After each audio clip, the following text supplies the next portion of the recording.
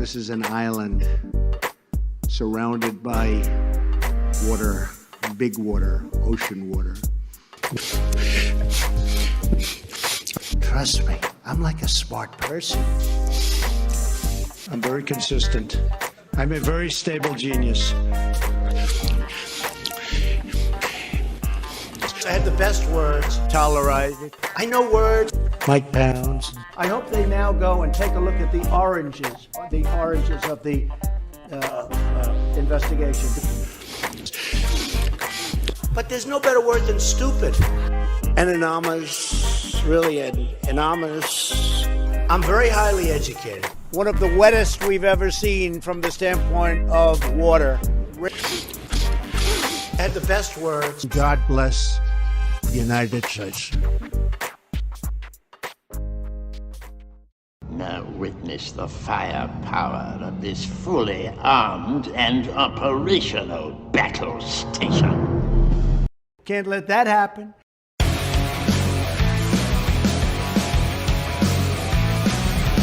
We have to keep our country gay.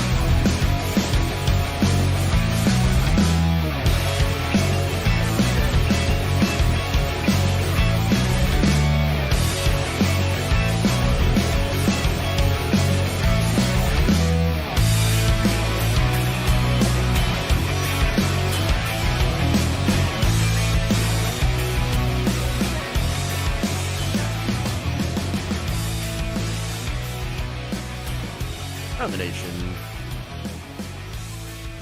Waldorf Nation. Happy Wednesday, everybody. Welcome to the show. It's midweek.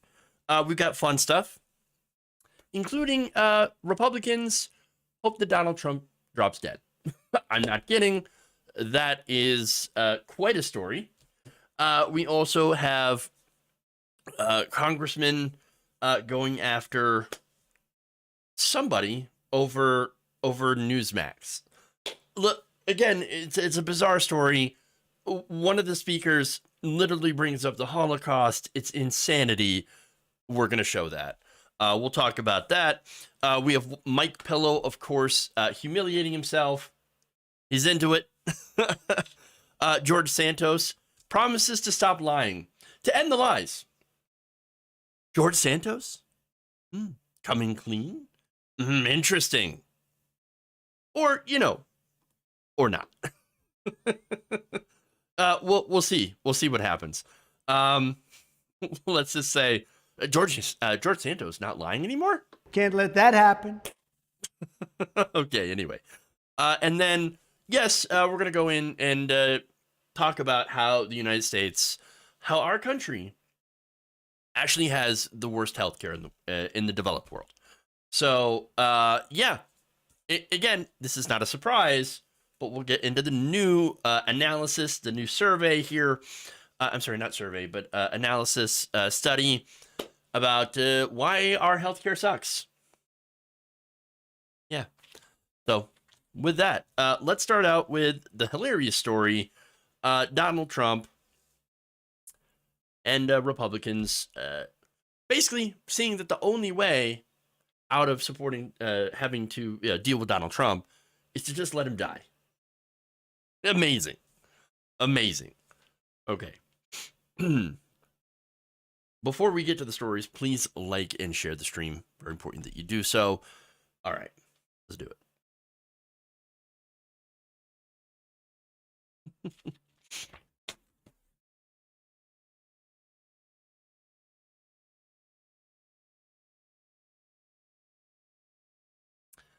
Despite some cracks forming in the party in the support of Donald Trump, Republican politicians are still mainly with the former president, at least when it comes to the public.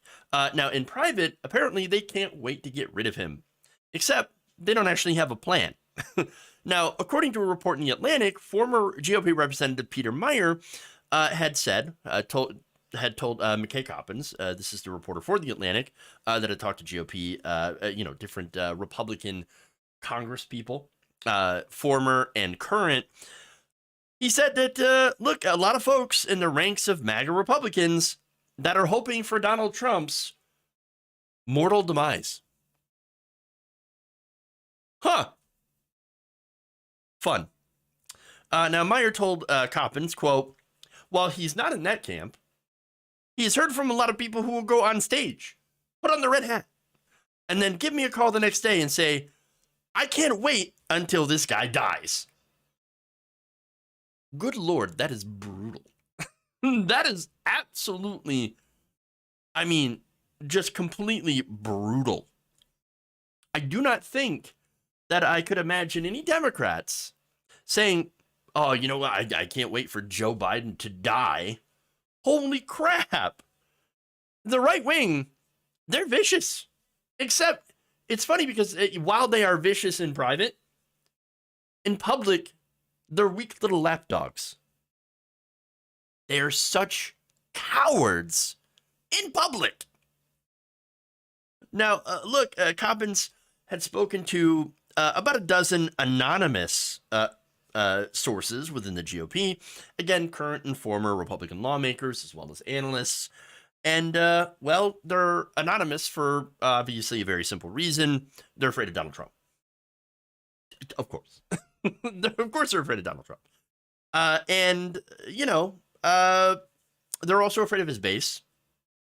And so as a result, they're too cowardly to stand up to Donald Trump, who is, again, destroying the party. He is a two-time loser. Okay. Now, according to Coppins, the Republicans he interviewed said that one way to get rid of Trump is to simply wait and let him die. And they said, well, look, the guy, I mean, he's kind of old. He's getting a little up there, okay? And, I mean, he's got a very heavy fast food diet. Okay. I got bad news for you all. All right? Donald Trump, he's going to outlive a lot of these guys. I have no idea how, but I can just see it. Donald Trump, 97 years old, still going. You know why? Because some of the worst people end up outliving everyone else. It's beyond logic. Again, he eats the worst food, and I'm not saying that I don't, but he does. But he also believes that exercise literally takes life away from you, energy out of your life, as in like your battery. Like he said this before in an interview, that he has this battery, or everybody has this battery, and when you do exercise, it drains your battery. It makes you die sooner. What? No, the guy will live another 20, 30 years at least. Tops. He defies logic. Defies logic. Now, when asked about his opinion piece on CNN on Monday, Coppins said he was taken aback by how often he heard jokes about Trump's death from Republicans. I thought it was kind of a morbid, dark joke at first. But then I heard it so often that it started to become clear that this was actually what a lot of Republicans believed. And it just speaks of the desperation in the party. So, look. Oh my God, he admitted it. They all did. They're all like, yeah, we kind of can't wait for this guy to just keel over. I mean, any minute now. Come on, please, just free us. Free us, please. Come on. Come on. Let it go. Just let us go. Now, look, the most important part here is that this really shows how cowardly Republicans are. This is not the first story that I have talked about and that the press has talked about, where members of the press have talked to Republicans anonymously, and they're like, oh yeah, we hate Donald Trump. We hate that guy. Oh my God. Terrible. Get this guy out of here. He's terrible. What a horrible person. Loser. Get him out of here. But, and look, the establishment has always despised him, by the way. And that's because he ran as an anti-establishment candidate. Of course, the thing is that, you know, while there is systemic corruption, obviously in the Republican Party, and of course you can also add and members of the Democratic Party as well, the corporate Democrats. There is that corruption, right, where they make money for their donors, and the donors pay them very, very handsomely in campaign contributions or legal bribes to help them get reelected, and they basically do anything the corporations tell them to. There's that corruption. Donald Trump, however, is a different type of corruption. It's personal corruption. So, instead of helping the donors, enriching the donors, he instead takes all the money and puts it in his own pocket. And that's the type of corruption that Donald Trump has been engaged in. Now, of course, the American people, it doesn't matter left and right. We all hate the corruption. It's just that Republicans, they're in this filter bubble where they don't see. I mean, I can't necessarily say that they don't see it from members of their own party, because I think they do. And they do see that there are corrupt Republicans that, take money from corporations and stuff. But when it comes to people like Donald Trump, the, so-called anti-establishment people, they actually believe them while completely missing and ignoring all the personal corruption that they're engaged in. So, but anyway, as I said, the establishment hates him because he's an outsider. But at the same time, they're simultaneously scared to death of him. I mean, Mitch McConnell is probably the biggest example of somebody who speaks out against Donald Trump.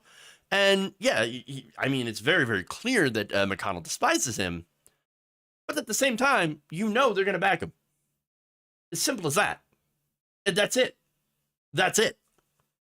And so that's why no one will stand up and fight against Donald Trump on the right wing. Very, very few people, I should say. Very few. It's because most of the party, beta male. That's what they are. To give you an example of this, I have a video here from Lindsey Graham, who went on Fox News to kiss Donald Trump's ass. I know the downside of Trump, but let me tell you about the upside of Trump. There are no Trump policies without Donald Trump. And I'm telling your listeners right now, when you hear, I like Trump, but policies, but I'm ready for somebody new, there are no Trump policies without Donald Trump. And to all these people who are very talented, I don't think you could do what he did, and I want him to have another shot. Beta male, beta. Okay, so look, here's the thing, okay? Lindsey Graham is one of those cases where somebody comes out and tweaks Trump a little bit, right? He pokes his head up, and he's like, is it safe to criticize Trump yet? Is it safe? Is it safe? Oh no. Backlash? Oh, never mind. Donald Trump, I know the downside, but the upside, you can't have the Trump policies without Trump. So, look, he made a political calculation. That's what Lindsey Graham does. Okay. He thinks Donald Trump is going to make a comeback, and there is, of course, that possibility, because we don't know what's going to happen. And the reason, of course, that Lindsey Graham is making this calculation is because he knows that the base still loves him. Of course. And he also knows the rest of the Republican Party will refuse to stand up and fight, because he's an example of that. So they're basically admitting, though, in this interview, that the only way that the Republican Party is going to get rid of Donald Trump is when he, shuffles off this mortal coil. And that's it. And they're again desperate to get rid of him, but nobody has a plan to do so, and so they do nothing. Now, Coppins also told CNN that some of his Republican sources, quote, clung to a long-held delusion that Trump would become a different person and bow out graciously and make room for the next generation of Republican leaders. Can't let that happen. That's exactly it. Laugh along with me. No, look, he doesn't care about the Republican Party. Donald Trump is using the Republican Party to do personal corruption for himself, to stuff as much money into his pockets as he can. And that's it. So, look, if he loses the nomination, he's going to go third party. And that's an example of this. It's according to recent polling from the Bulwark. According to that poll, 28% of Republican primary voters say that they will support Trump if he runs as an independent. Now, if that is true, well, then whichever Republican candidate other than Trump wins the nomination, they're going to lose the general election because Donald Trump has at least 28%, if this holds, of the base saying, no, we're going to destroy the Republican Party because we're going to back Donald Trump. And Trump has continued to hint that he will absolutely run a third party because he has no allegiance to the Republican Party. And as you can see, the Republican Party has absolutely no allegiance to him when it comes to the politicians. That said, they're stuck. And so it won't be a surprise to see a lot of these people that, again, are just waiting for Donald Trump to keel over, putting their red hats back on. Because that's who they are. All they care about is winning and power. Beta male. Okay.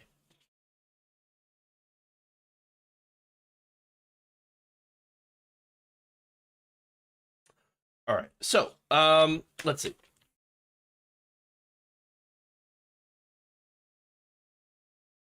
We'll go to the DirecTV thing, but first, let me take a minute break here and fix something real quick. We'll be right back. Stay right here.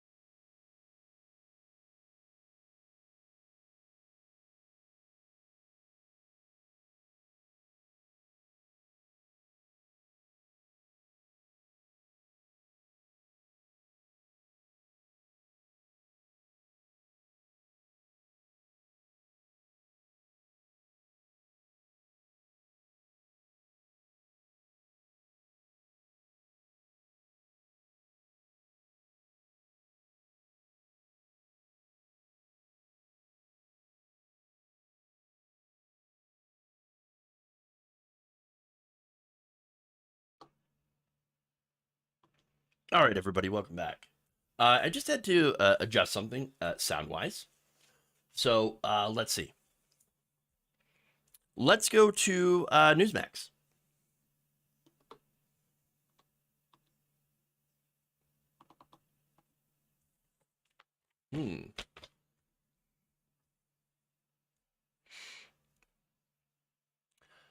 Right-wingers are furious that DirecTV has dropped Newsmax. In fact, here is Lauren Boebert claiming that this is an example of the dreaded cancel culture. At midnight, Tuesday, January 24th, 2023, Newsmax was removed from DirecTV, DirecTV Stream, and Uverse, denying 13 million customers this highly rated news channel. This is not the first time that we've seen this, and I'm afraid that it won't be the last time that we are seeing this here in our great country. OAN was deplatformed by DirecTV in April of 2022. So what's next? Fox News? Oh, we could only be so lucky. No, that's not what's happening.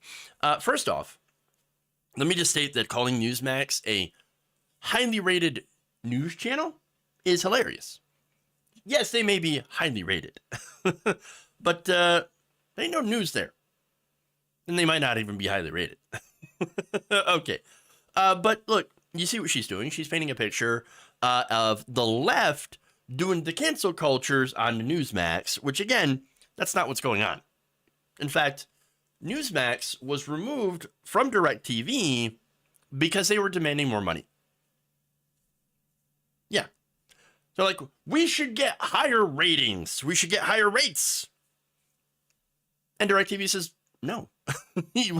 Show me why you should get more money. In fact, DirecTV, in a statement at the time, said this, quote, on multiple occasions, we made it clear to Newsmax that we wanted to continue to offer the network, but ultimately Newsmax demands for rate increases would have led to significantly higher costs that we would have to pass on to our broad customer base. So now, as to further drive home the point that this is not the cancel cultures against the right wing, as she's going to go on to claim, Newsmax was also replaced with another right-wing commentary network called The First, which features Bill O'Reilly. Huh. Interesting. Nonetheless, Boebert's going to go on to say this. Will the Weather Channel be canceled next if they refuse to bow to the left's altar of climate change? What about the History Channel?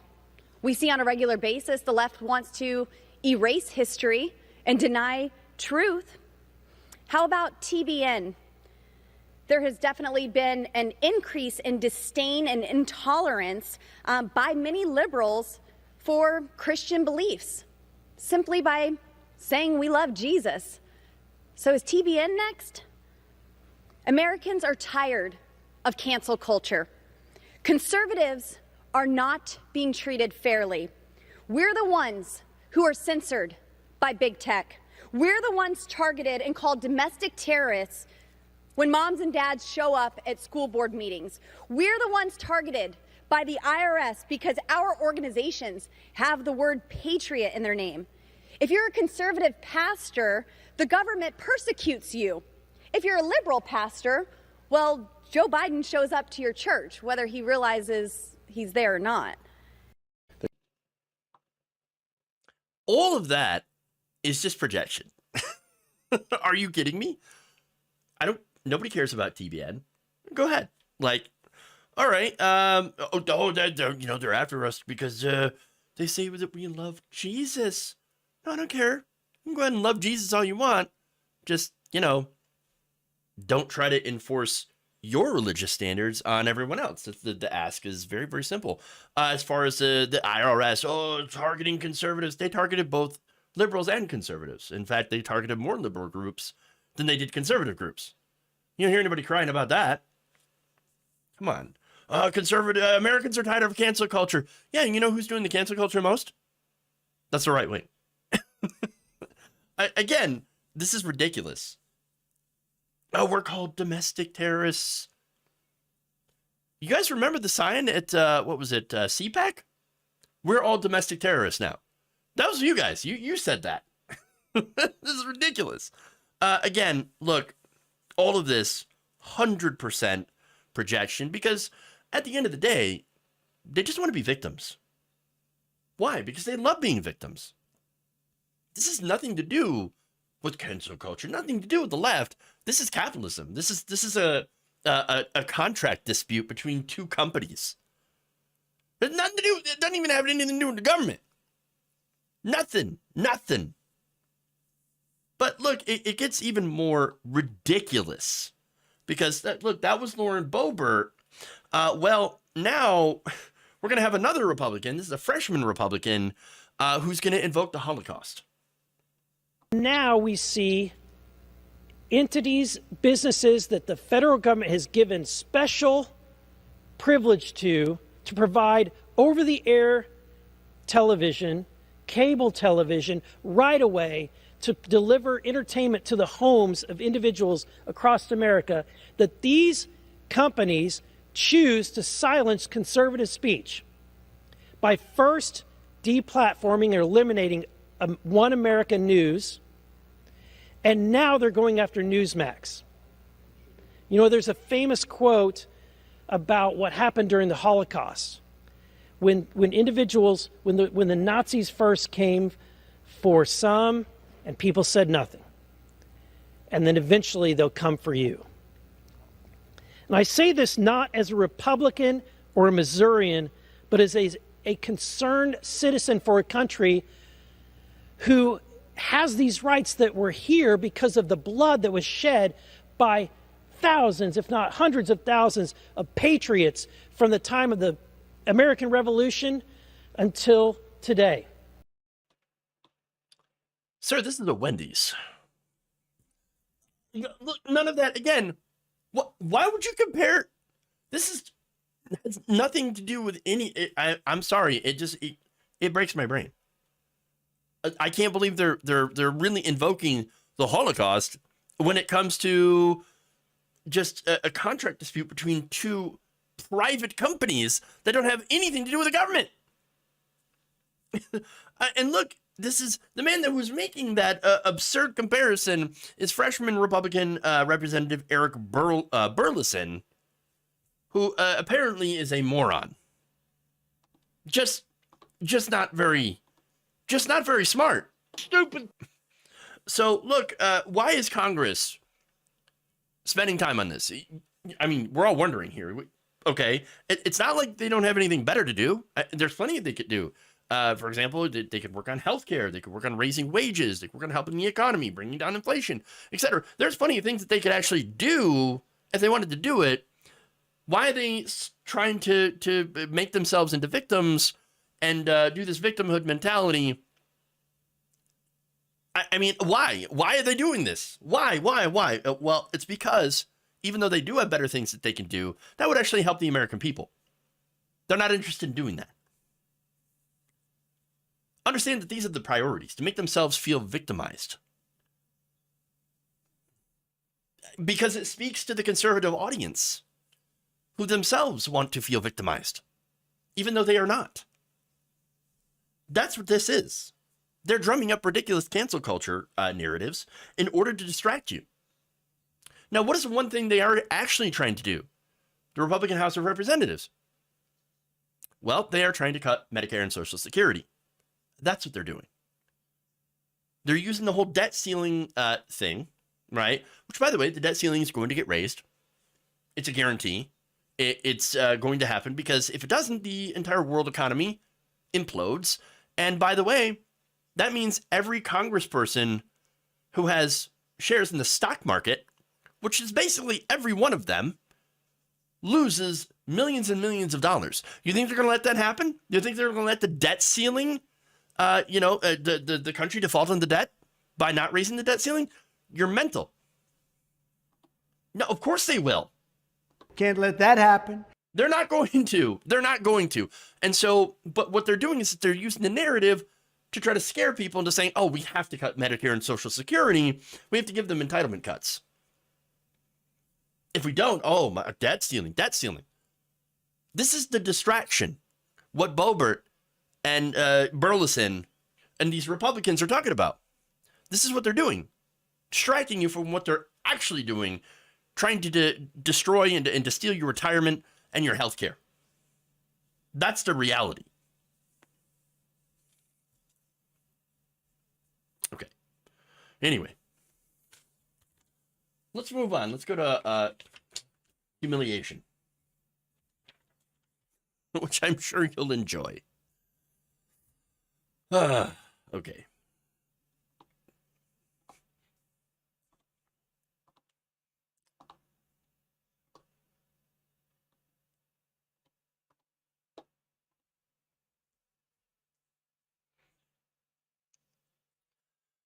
In what is probably the least shocking admission, Mike Pillow admits that he kind of enjoys being humiliated. Which means it's time for Pillow Talk. God gave me this platform.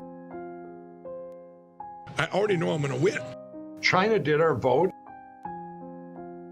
Biden and Harris would say, hey, we're here to protect the country, and resign. Mike Lindell's a conspiracy. But you haven't. Just forget about the evidence. This was attacked. On Wednesday, MyPillow CEO Mike Lindell had spoken to Steve Bannon about being on the Jimmy Kimmel Show the previous night. Now, I'd love to show you that appearance, but I can't due to copyright. You know how it is. But basically, they put Mike Lindell inside of a claw machine. You know, where you put in the quarter and you try to get the prize with the big claw. Yeah. Mike Lindell was in one of those. He's a prize that you don't want to get. Amazing. It's amazing. And by the way, when I say inside of it, I don't mean that he was photoshopped in there or green screen, because you can do that. No, he was literally inside of the claw machine. I don't know how they did it. But despite that, Lindell, again, and this is super embarrassing because you're inside a claw machine and you're doing an interview on TV. Nonetheless, Lindell says, "Oh no, this was awesome. Actually, this is fantastic. Here, listen."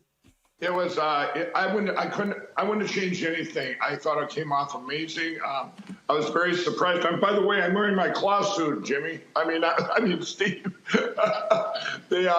But I couldn't believe that the fake Mike, they found the same tie, cross, and everything that quick. None of that was scripted. People say, Mike, was that scripted? Did you know the questions ahead of time? I didn't have a clue. It was basically, I don't care what I had to do. I did a video beforehand. I said, I'll gladly humiliate myself if it helps save our country. He said it. I will gladly humiliate myself. Well, nailed it. You know, it's funny. Being inside of a claw machine is not going to save the country.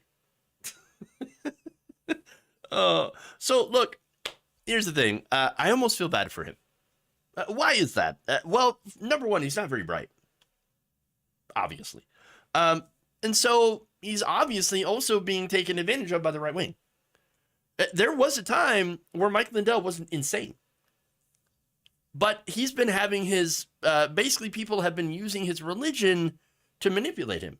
And again, it's because he's very easily manipulated. And I mean, it's just, if you had read the report done by TYT Investigates, it was Jonathan Larson who had talked about how Mike Lindell was basically taken in by this, religious group behind the prayer breakfast called the Family, right? There's nothing weird and creepy about that or cult-like, who basically took him aside and convinced him, like, oh no, you're a chosen one. You're a prophet, Mike. You're gonna help. You're gonna help bring the country back to Jesus. You're such an important person. Let me tell you what. You're gonna help the country. You just gotta give us all your money. Oh, okay. Well, I'll give you all the money and I'll help you out. And that's what happened. And now he's so far invested in this, both monetarily and, of course, his ego and his delusions. He ain't getting out. And so here he is, again, spending millions of dollars on these election symposiums that go nowhere, and then losing millions, hundreds of millions of dollars, losing out on deals. Embarrassing himself, humiliating himself. And he's like, oh no, I'm into it. Totally. So look, that's great for Jimmy Kimmel, by the way, because that's hilarious content. I love it. Now, funny enough, the choice of the claw machine, also very interesting, because what do people know about the claw? Well, it's designed to take your money and make you think that you might have a shot at the prize. I find some parallels here, right? Because more often than not, the claw is going to fail. And it's just going to take your money. And that's by design. You get nothing, the machine takes your money. What else can we compare this to? Well, Donald Trump's election lies. The big lie. Again, it's designed not to actually do the thing that it says it's going to do, but designed to take people's money so that he can put it in your pocket, in his pocket. And that's really it. And it worked. Donald Trump made millions of dollars off the big lie.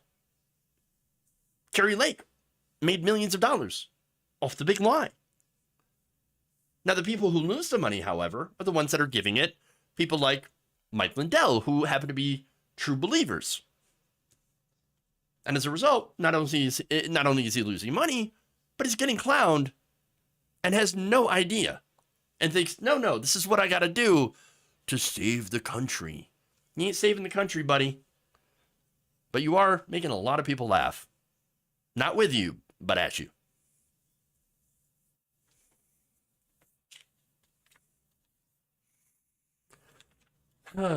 Okay.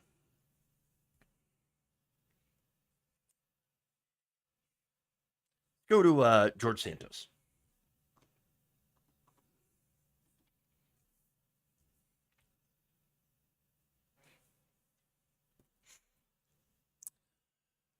Representative George Santos, who has been caught up in a lot of lies, says he's tired of the lies. His own lies. No, and so he's decided to make a promise to tell the truth. During an interview with One American News, he said, quote, "I've learned my lesson." Oh, have you? Have you? I can guarantee you that from now on, everything is going to be above board. To which I say, can't let that happen. now you're going to tell the truth? Oh, you're going to tell the truth. Why should anyone trust you? Oh, right. We shouldn't. Because he's literally lied about pretty much everything you can lie about. I mean, there's outrageous stuff. Oh, did you know I went to Baruch College and I won a volleyball championship? Yeah, that's right. And had both of my knees blown out. Oh, is that pictures of a Brazilian drag queen named Katara? That wasn't me. Okay, it was me, but only on the weekends. I mean, on and on and on. Some of the most ridiculous, absurd lies. And some of them, of course, are getting him in trouble. But he says, no, I have been largely above board all the time. So what's funny is that, like, I'm going to stop lying. And then he immediately goes into lying. He says, quote, "I've been largely above board, but I'm just going to go the extra step now to double check. Cross-reference everything." Oh, you see, I see, I've never been dishonest. No. I just, I have to double check things because apparently all the lies, all the things that I've told people, sometimes just don't line up. And, there are things that seem like they might not be true, but I assure you they are absolutely true. Except for the things that contradict the other things that might be true. And then I have no idea. Right. Yes. That's it. We'll go with that. Now, these new remarks, by the way, came after Santos had filed an amended campaign finance disclosure form. By the way, this is the third amended form. It's an amended form. That new form, filed late Tuesday night, says Santos personally lent his campaign $500,000. From where? Where did he get that money? I don't know. Another $125,000 was loaned by another unnamed entity. So, question marks there. Big question marks. The original version of the form had claimed both loans came from himself, and his second version claimed that both came from some other entity. And so now we know that he's bullshitting. Again, the third amended form, you're a pathological liar. Okay? I mean, it's really simple. Nonetheless, he issued a statement that sought to distance himself from that report. Quote, "The report is based on the limited information provided to the campaign from the previous treasurer, Nancy Marks." So throwing the previous treasurer under the bus, of course, Marks said she resigned at the request of the FEC. And so, yeah, she is, okay. We don't know if she's cooperating with the state or federal investigations into Santos, but she has resigned. Funny enough, a previous disclosure form listed a replacement for Marks that wasn't actually working there, wasn't a replacement. In fact, that person said he had turned down the job. Hey, bro, you want to come work for me? As part of my campaign?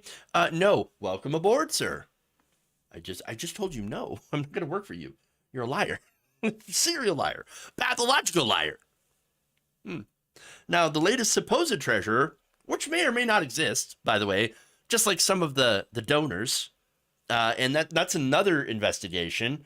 In fact, just today, more information dropped about how family members supposedly had given somewhere like $45,000 to Santos in his campaign from members of his family that are like, we didn't actually give him that money. We have no idea what he's talking about.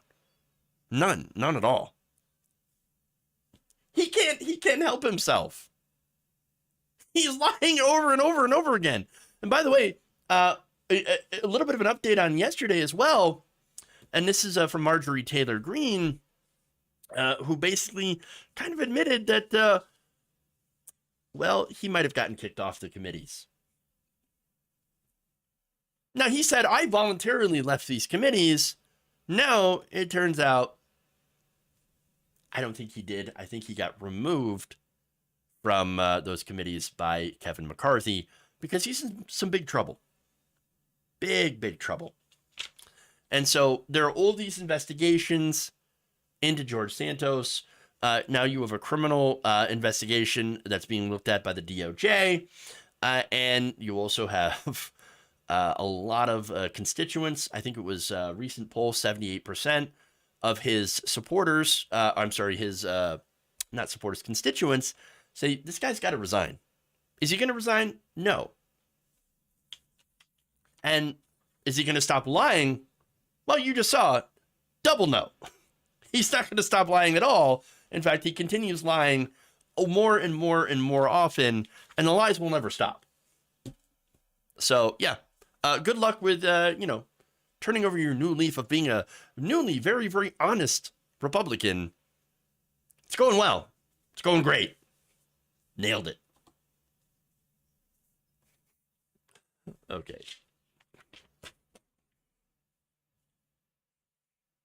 Just forget about the evidence. Me, a liar? No. Only if you forget about, reality. Then I make perfect sense. Okay. So let's move on to the last story here. We have a discussion about healthcare. So we're going to go serious. McCarthy could have had a massive PR win by dumping Santos weeks ago, but Kev is bad at politics. Let's not forget Elise Stefanik, I believe, who massively pushed for George Santos and is now saying, whoa, oh, George Santos, terrible. I don't know who would support him. Interesting. All right, so you get kicked off, that's a secret. Margaret Brennan guaranteed that as McCarthy smiled. Yeah, but again, he lied about, and he said, no, I voluntarily left those committees after talking with Kevin McCarthy. Yep, it was all voluntary. No, we know that's definitely not the case. Okay. Let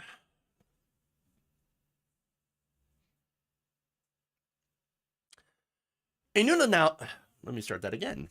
I apparently don't know how to talk. A new analysis has come out about U.S. healthcare, and no surprise, it's bad. Like, real bad. Not that we didn't already know this already, but the details here, well, let's get into them. Just how bad it really is. Now, according to this analysis by the Commonwealth Fund, the U.S., and again, this is the stuff that's not going to surprise you, we spend more on healthcare than any other high-income country in the world. Okay, we know that. This is on the basis of both per-person cost and share of GDP. Another thing that we are not surprised is that we have worse health outcomes than any other of the high-income countries. So now the reason that I have to talk about this is that you'll run into people like Ben Shapiro, for example, who will say things that are ridiculous. The United States is the best healthcare in the world. Do we? Well, I mean, look, let's be honest. The United States is capable of having the best healthcare in the world. And there is a certain segment of the population that does get the best healthcare in the world, but it only applies if you're rich. So, yes, rich people get the best healthcare in the world, but what about the rest of us? Well, as you're going to see, the rest of us are screwed. Now, the analysis found that compared to other high-income peers, the United States has the shortest life expectancy at birth, the highest rate of avoidable deaths, the highest rate of newborn deaths, the highest rate of maternal deaths, the highest rate of adults with multiple chronic conditions, and the highest rate of obesity. So let's get into the nitty-gritties here. Life expectancy, for example. Well, let's look at that. Now, in 2020, the average life expectancy at birth in the U.S. was 77 years. Now, in 2021, it actually got worse, going down to 76. But in 2020, the life expectancy of the United States was 3 years lower than the average for high-income countries. In fact, the next lowest life expectancy among high-income countries was the UK, which had a 2020 life expectancy at birth of 80.4 years. So you might be thinking, well, okay, it's 3 years. Yeah, but that's 3 years more that, on average, that you're alive, that you're living. I would say that that's a pretty big deal. 3 years is a decently long time to stay alive. Now, what's interesting here is that, again, 77 years in 2020, that's the same as Cuba. Now, I bring that up because it's a great example of the priorities of our healthcare system. So in the United States, we have a priority of treating people once they get ill. In Cuba, they don't have the resources to do that. In Cuba, they prioritize not treating people when they get sick, which, by the way, the United States is actually really good at treating people when they're sick. That's why one of the reasons we do have a high health, that high of a life expectancy, and why people can claim that we have the best healthcare in the world. Again, we can do all these miraculous things when it comes to medicine, but we're really only doing them for the rich, for wealthy people. And so Cuba can't do that, but they focus all their energy on preventative medicine, making sure that small issues do not become large issues, and they're able to keep people alive longer. And again, they do it with no resources. So now, look, in America, people go for years without seeing a doctor, and it's because of the high costs. Now, small problems will turn into bigger problems that are far more expensive in our system, and people will choose not to get those problems solved because they don't want to put that financial burden on their family. And so, as a result, if things get worse, they die sooner. That's what happens. Now, they also found the U.S. continues to have the highest infant and maternal mortality rates. In 2020, there were 5.4 infant deaths per 1,000 live births in the United States, while average among high-income countries was 4.1. In Norway, there were 1.6 per 1,000 live births. So now hold on here. That's really high in this country. I thought we had an entire political party that was pro-life. I mean, they go around, they talk about how pro-life they are. Oh, we're so pro-life. We're going to protect the babies. We're going to protect the children. But when it comes to infant mortality, they're not protecting the children at all. You know why? Because they're preventing people from getting health care. They're preventing people from being able to afford to get things like prenatal care. They're allowing all these infants to die so that health insurance companies and hospitals and whoever else to fill their pockets. Again, you know what would actually help reduce maternal and infant mortality? Healthcare. Expand healthcare. Now, what are Republicans trying to do right now? They're trying to cut Medicare. Now, there are also corporate Democrats, by the way, that may agree to cut Medicare. But there are also corporate Democrats, mainly along with the Republicans, that refuse to expand Medicare to everyone, which would actually solve the problem. If you expand Medicare, a single-payer healthcare system like all the rest of these countries, then you would solve a lot of these problems. But they're not doing that. In fact, there's not even a public option, which was promised all the way back during the Obama administration, and they immediately gave up on that. Biden promised, again, immediately gave up on that. We haven't heard anything about a public option. This was even during during COVID, a pandemic, still refusing to do universal health care or even a public option. That is just absolutely, irresponsible, for one, and morally repugnant, tragic, whatever word you want to ascribe to this.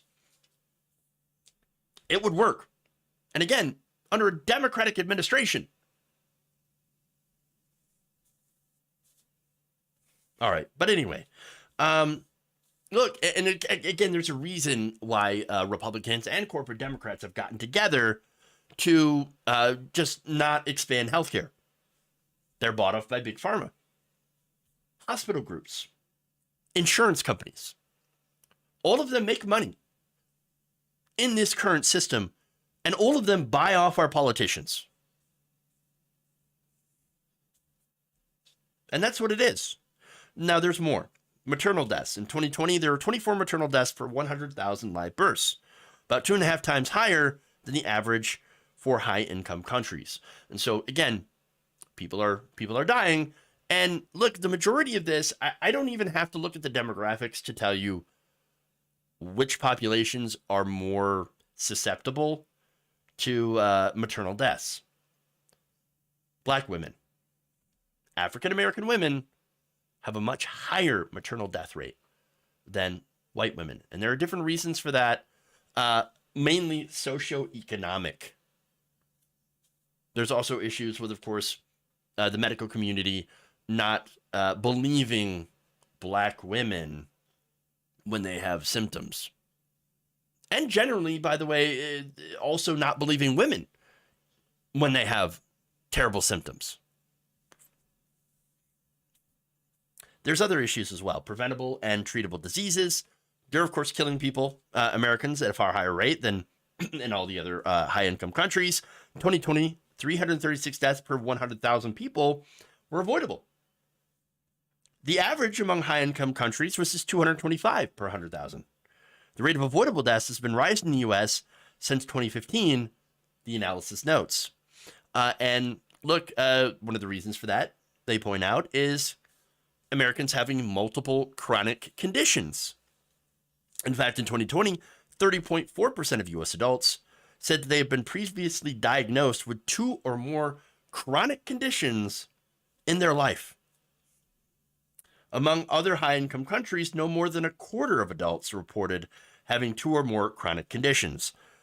Now, part of that also could be the fact that, the U.S. has a higher obesity rate than any other high-income country. In fact, it's nearly 2 times higher than the average of its peers. I'm speaking to you as someone who is also overweight.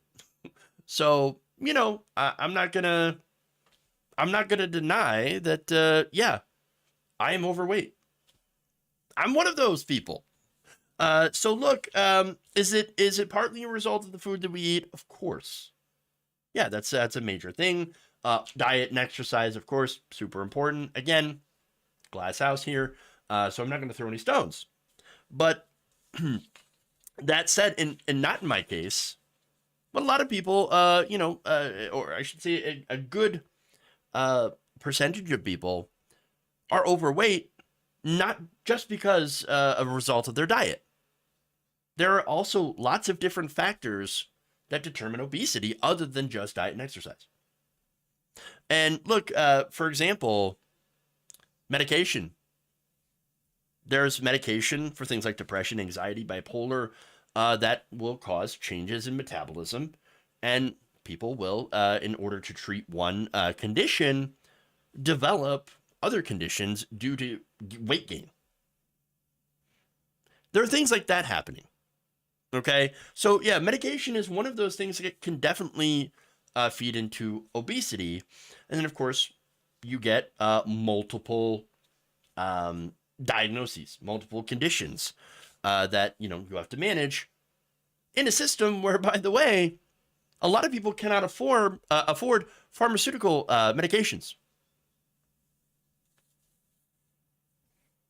So, no, that said, despite all this, everything that I have mentioned, Americans spend twice as much as the average of other countries when it comes to healthcare. In fact, 17.8% of the massive GDP of the country was spent on healthcare in 2020. Other countries spend 9.6%. These are other high-income countries. On a per-person basis,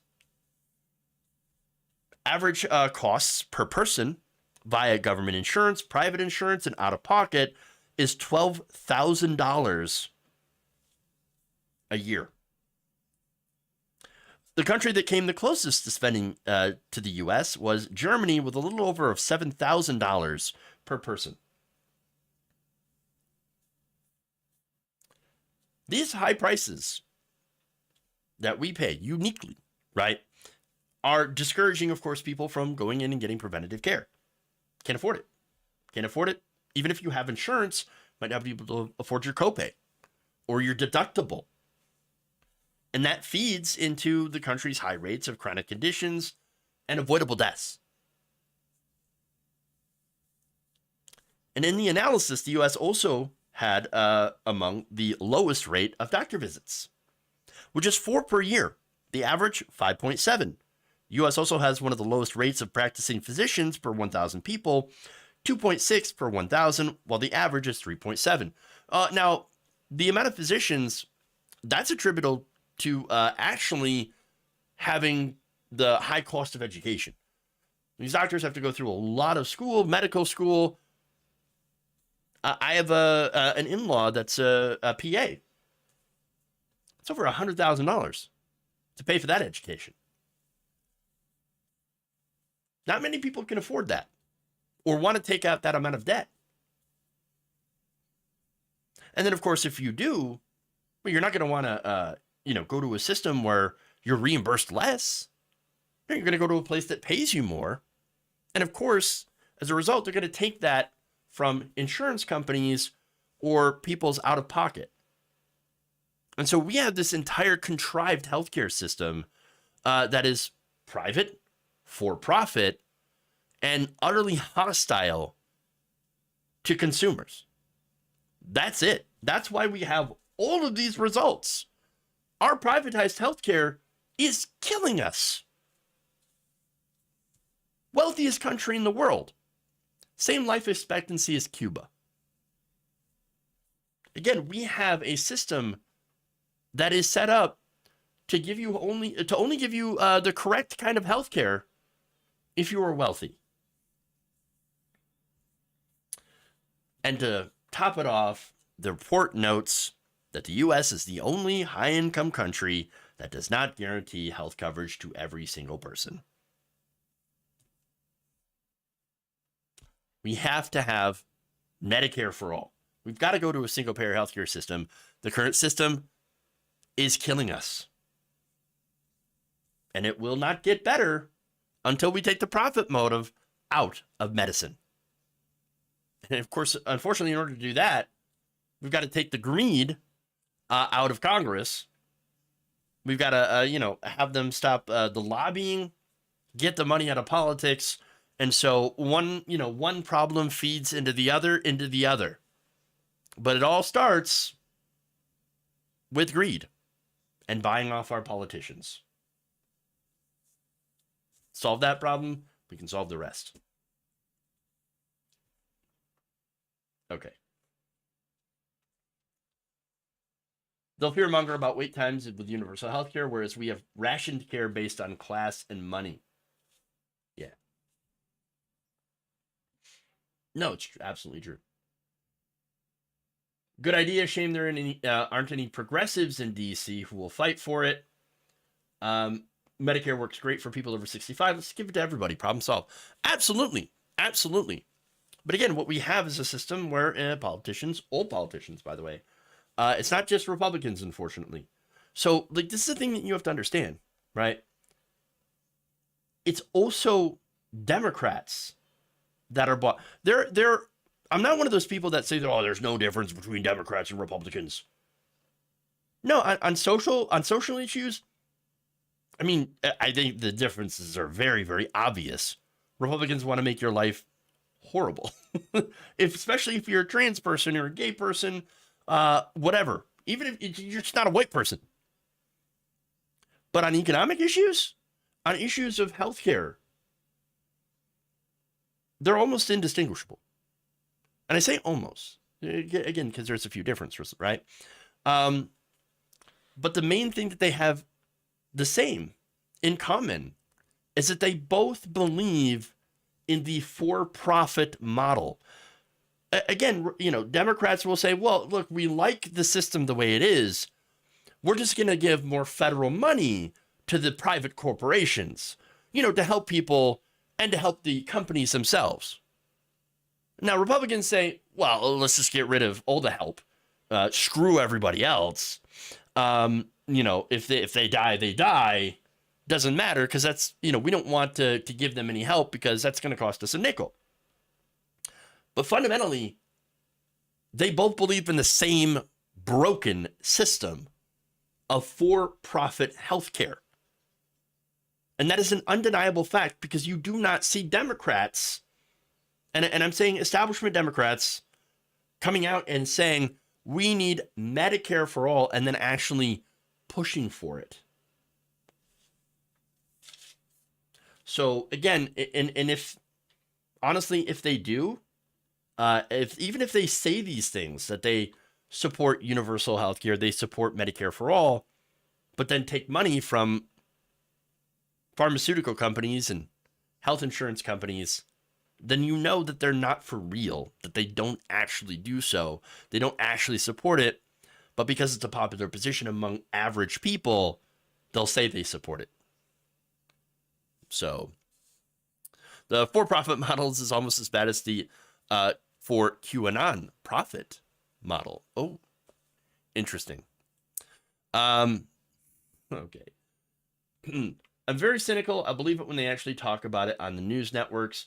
Well, once again, what do you see on news networks, SBloom85? You see ads from pharmaceutical companies playing constantly. That's advertising dollars going to these channels, going to these news companies. Medicare for all would harm those companies' profit. That's why you'll never see these news networks talk about healthcare, universal single-payer healthcare, unless, of course, they're there to trash it,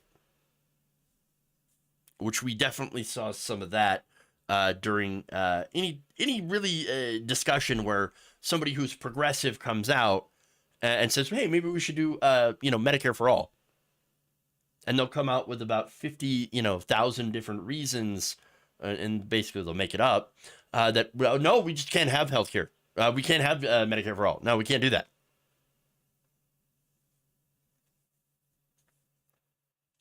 All right. So, anyway.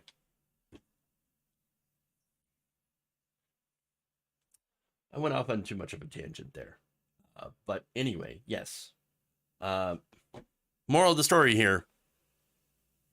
Healthcare is terrible, and it's because of greed. So.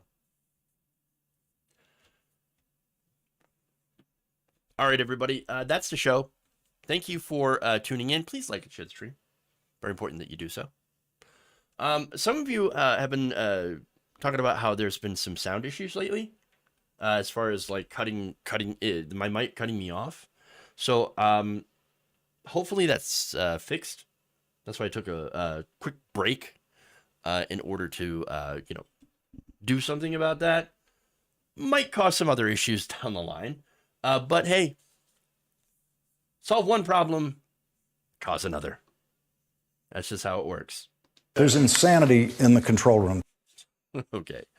Anyway, when Obamacare was being put together, all the Democrats said publicly they supported public option, but no one but Bernie actually voted for it. Got a man 196. You were 100% correct. Bernie is the only one that consistently shows up and does the right thing. The only one that really continues to fight. And for, the average person. But, oh, no, he criticized the lady with the emails. And so I can't have that. By the way, he also went out and campaigned heavily for her and tried to get her to win. But, Can't let that happen. Nope. Can't let that happen. Also, something. Pink-haired communist. Okay. Anyway. Well, Twitch. Let's raid. Into, let's see. Right into Left Link Vets. And again, have a great night. Love you all. And remember, change begins with you. We'll see you all later. Have a great night.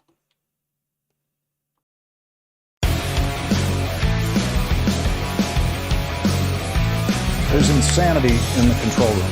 Who's got a hammer?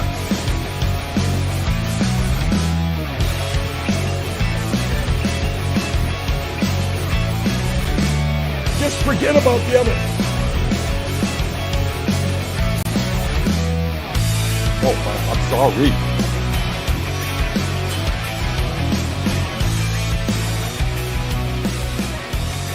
Up yours, wolf moralist. We'll see who cancels who. You're kicking me out the door. You're kicking me out the door. Get the out of my house!